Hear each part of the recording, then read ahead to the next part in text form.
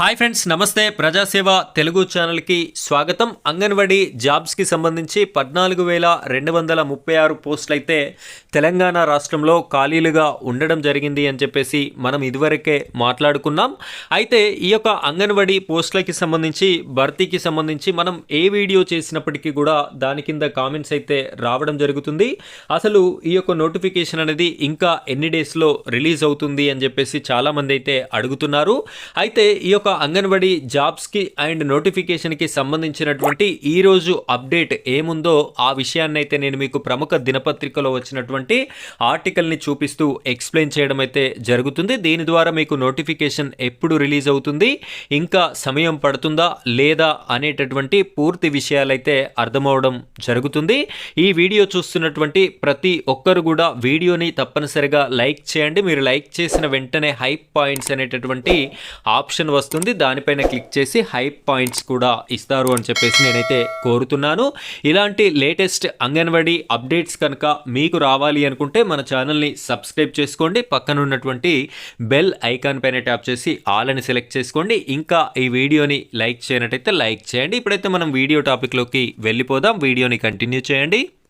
Friends, ఇక్కడ చూడండి, ప్రముఖ దినపత్రికలో వచ్చినటువంటి ఆర్టికల్ని నేను మీకోసం అయితే చూపిస్తున్నాను. ఇక్కడ అంగన్వాడీ కొలువులకి వేచి చూడాల్సిందే అని చెప్పేసి ఆశ్చర్యార్థకాన్ని అయితే పెట్టడం జరిగింది. ఈ ఆర్టికల్లో క్లియర్ ఇన్ఫర్మేషన్లోకి కనుక వెళ్ళినట్టయితే ఇక్కడ న్యాయపరమైన చిక్కులు ఎప్పుడు వీడేనో అని చెప్పేసి మనకి రైట్ సైడ్ మీరు చూడొచ్చు. న్యాయస్థానం ఆదేశాల నేపథ్యంలో మంత్రి సీతక్క ఇటీవల ప్రత్యేకంగా సమావేశం నిర్వహించారు. మీ అందరికీ తెలుసు, గత 10 రోజులు వారం క్రితమైతే మంత్రి సీతక్క గారు ఈ యొక్క ఉన్నతాధికారుల సమావేశాన్ని నిర్వహించడం అయితే జరిగింది.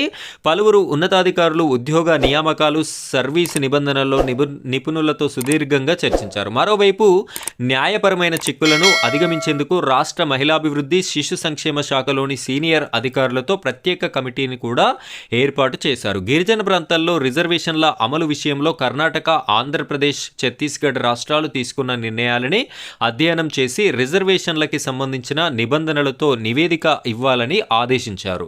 ఈ మేరకు ఆయా అధికారుల బృందం అధ్యయనం పూర్తి చేసి నివేదిక సైతం సమర్పించింది. కానీ కోర్టు ఉత్తర్వులు అమలులో ఉండడంతో ఈ ప్రక్రియ నిలిచిపోయింది. కోర్టులో సానుకూల నిర్ణయం వెలువడితేనే నియామకాల విషయంలో ముందడుగు పడేందుకు అవకాశం ఉంటుంది. దీనికి సమయం పడుతుందని మహిళాభివృద్ధి శిశు సంక్షేమ శాఖ వర్గాలు చెబుతున్నాయి. ఈ నేపథ్యంలోనే ఆయా ఉద్యోగాల కోసం ఎదురుచూస్తున్న వారంతా మరికొంతకాలం వేచి చూడాల్సిన పరిస్థితి నెలకొంది. ఇక్కడ ఈ యొక్క ప్రముఖ దినపత్రికలో వచ్చినటువంటి ఆర్టికల్ ప్రకారం ఇంకా కాస్త సమయం అయితే అంగన్వాడీ నోటిఫికేషన్కి సంబంధించి పట్టేటటువంటి అవకాశం ఉంది అని చెప్పేసి ప్రచురించడం అయితే జరిగింది. అసలు ఏం జరుగుతుంది, ఎందుకు ఈ విధంగా అవుతుంది అంటే, ఇక్కడ మనకి తెలంగాణ రాష్ట్ర వ్యాప్తంగా ఉన్నటువంటి అంగన్వాడీ సెంటర్లో ఉన్నటువంటి ఖాళీలకి సంబంధించి రిజర్వేషన్ల ప్రక్రియ అనేది ఏర్పాటు కాలేదు. అంటే ఏ అంగన్వాడీ సెంటర్లో ఏ రిజర్వేషన్ ఉండాలి అనేటటువంటి ఈ ప్రక్రియ అయితే ఇంకా ఫైనల్ కాలేదు. అది కాకపోవడానికి కూడా రీజన్ ఏంటి అంటే, ఇక్కడ మనకి కోర్టులో స్టే అనేది ఉండడం వలన ఈ యొక్క ప్రక్రియ అనేది అక్కడి వరకే స్టాప్ చేయడం జరిగింది. సో ఆమోద ప్రక్రియ లభించినప్పటికీ కూడా నోటిఫికేషన్ రిలీజ్ చేయలేని దుస్థితి అయితే తెలంగాణ రాష్ట్రంలో కనిపించడం జరుగుతుంది. కాబట్టి ఈ యొక్క కోర్టు స్టేని ఎంత త్వరగా వీలైతే అంత త్వరగా క్లియర్ చేయాలి అని చెప్పేసి మంత్రి సీతక్క గారు ఆదేశాలను కూడా జారీ చేయడం అయితే జరిగింది. ఈ స్టే వీలైనంత తొందరగా ఎత్తేయాలి అని చెప్పేసి మనం కూడా ప్రభుత్వాన్ని డిమాండ్ చేస్తున్నాం. సో అది క్లియర్ అవుతే తప్ప మనకి నోటిఫికేషన్ అయితే వచ్చేటటువంటి అవకాశం లేదు. ఈ వీడియో చూస్తున్నటువంటి ప్రతి ఒక్కరు కూడా మీ యొక్క జిల్లా పేరుని కామెంట్ రూపంలో తెలియజేయండి.